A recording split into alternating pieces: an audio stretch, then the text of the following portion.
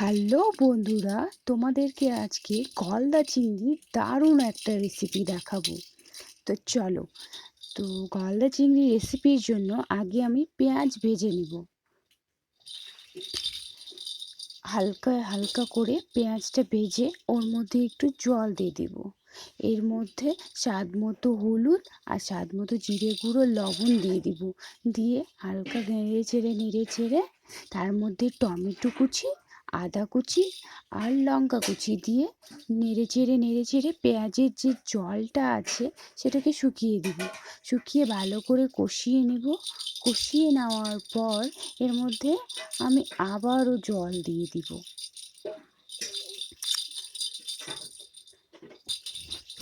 তো জল দিয়ে কিছুক্ষণ নেড়েচেড়ে তার মধ্যে গরম মশলার গুঁড়ো দিয়ে ভেজে রাখা চিংড়িগুলো দিয়ে ফুটিয়ে নিলেই আমার রেসিপি রেডি।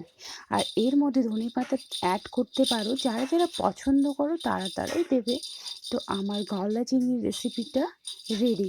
যাদের যাদের পছন্দ হয়েছে অবশ্যই বাড়িতে ট্রাই করবে। দারুণ দারুণ দারুণ হয়েছিল। তো আমার মতো কার কার গলদা চিংড়ি ভালো লাগে তারা অবশ্যই আমাকে কমেন্টে জানিও। আমার তো ভীষণই ভালো লাগে গলদা চিংড়িটা। গলদা চিংড়িতে ধনে পাতা না দিলে ব্যাপারটা ঠিক জমে না। তোমাদের যদি আমার রান্নার ভিডিও পছন্দ হয় তাহলে আমাকে কমেন্টে জানিও, আরও ভিডিও বানাবো। তো আজকের ভিডিওটা এই পর্যন্তই। টাটা। তোমরা এরকম রেসিপি বানাও আর খেতে থাকো, আর ভিডিও লাগলে কমেন্টে জানাতে থাকো। টাটা।